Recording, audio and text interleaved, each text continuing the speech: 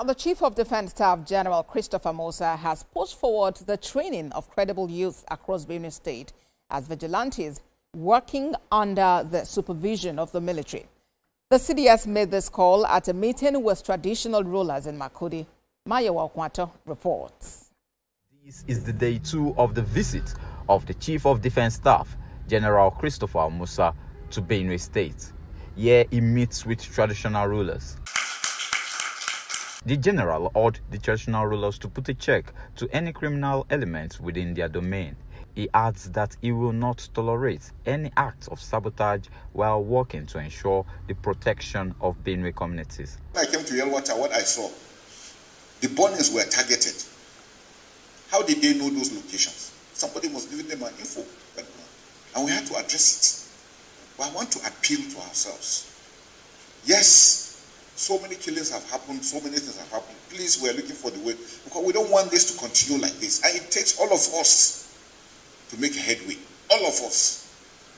We must agree that yes, we want peace to prevail, and that we will work towards having that peace. The traditional institution has promised the CDS that information is vital, and at all times we will make sure our people provide the necessary information to them to do their work properly.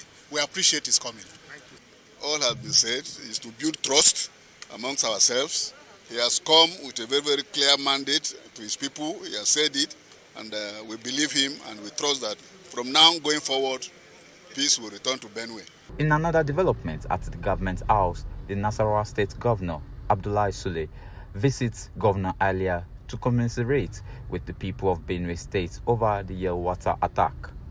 He urged both states to close rank and nip the killing in the bud as he announced the donation of 150 million naira to support Benue IDPs. So it is actually with a deep sense of sympathy and concern that we received the news, the recent attacks by none other than criminals at Yelwater, where so many people were killed.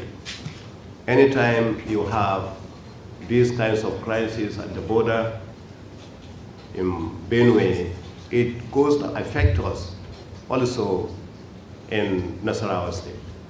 It is important that we work together and defeat these agents of darkness who are determined to abridge the peaceful coexistence that we have enjoyed, particularly since you became governor of Nasarawa State. With top security and political leaders backing local vigilante training and interstate cooperation, many in Benue are hopeful that an end to the violence may finally be in sight. Mayowa Okwato, TVC News, Makurdi. Joining me on the news at 7 is a former Assistant Director of the Department of State Services, Dennis Amakri. Good to have you join us, Mr. Amakri. Now the SGF is in Benue State ahead of the president's visit, and of course he has assured of the president's commitment to fighting insecurity in that state. How reassuring do you consider this visit and the planned visit of the president to Benue tomorrow to be for the people of Benue State? Well, thank you very much for having me. I think it is very, very important to note that the president himself is moving to Benue State this time. Before, they used to send the CDS or the governors would go ahead and address people. The chief of the secretary to state government is already there, as advanced party. So I think the government is taking it very seriously. But I think what is more important here is that we have to do certain things to arrest this situation. This is not the first time that people are being killed in Benue State. And then, of course, we've been dealing with it maybe with kids' glove, but this time I think we should do something. All right, we'll talk about that something because very importantly, the president has said that a town hall meeting will take place when he visits on Wednesday. So what more do you think should be done at this time to arrest the situation? You see, there is a short-term thing they can do and a long-term plan that they could carry out in Benue State. For the short time, I think they should deploy security forces. And then, of course, we have what we call the community volunteer guards in Benue State. Those people should be used now. It is not just wearing uniform. And that's my problem with them. Just wearing uniform and parading. Now, this is the time that they have to show why they were established. Those guards should go in and then, of course, gather a lot of information. Because right now, with what we're having here now, a lot of intelligence is needed, to solve the problem. And then, of course, we should have all those people in place. Immediately the president leaves the place, then, of course, it will be one that we should continue, and it's not something that we should stop.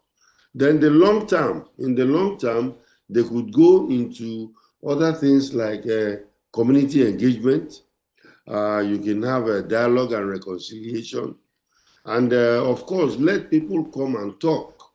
Now, this situation is between both of the warring parties are from Benue State. Be they Fulani herdsmen or farmers, they are all from that state. And I think they should sit down and talk. And of course, the government has done one or two things. Why don't we continue from there?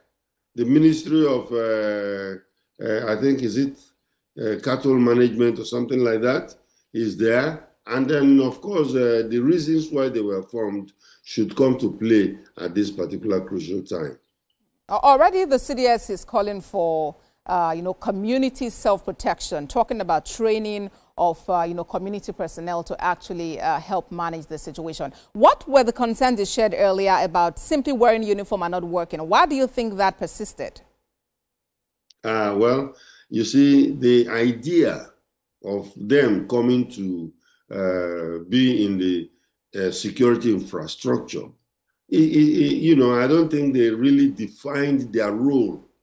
They don't know exactly what they are supposed to do.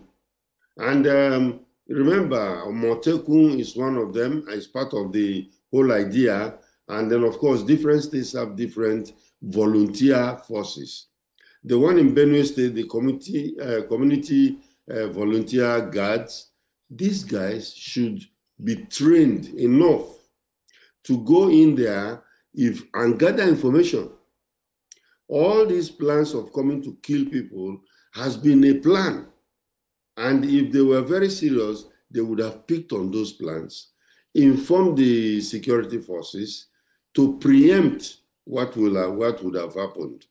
But we see them wear their uniforms. Right now, look at it very well, even from the coverage that we are having. We don't see those volunteer guards. We don't see them. So what are they doing? I think we need to sit them down, tell them why they are supposed to be there, and train them, because that is the community help that they could provide. And Mr. Makri, will that also include them bearing arms to actually carry out their duties? If it requires bearing arms, yes. If it requires bearing arms. Remember, the DGSSS had said it before, that, communities, should protect themselves. And a lot of people have said it. Now, if they are protecting themselves, they have to bear arms. And if they are bearing arms, it's not just go to the market and buy a gun and start shooting at your enemies and stuff like that. No. These people bearing arms must be documented, and they should be trained. One thing about arms that people don't understand is that if you don't understand the mechanics of arms, you might even kill yourself. So it is very, very important that they are trained on how to handle those arms and ammunition, and then, of course, report to somebody. It is not just operating on their own in the bush. They should be reporting to somebody. Former Assistant Director of the DSS, Dennis Amakri, thank you for your time on TVC News at 7. Thank you for having me. When TVC News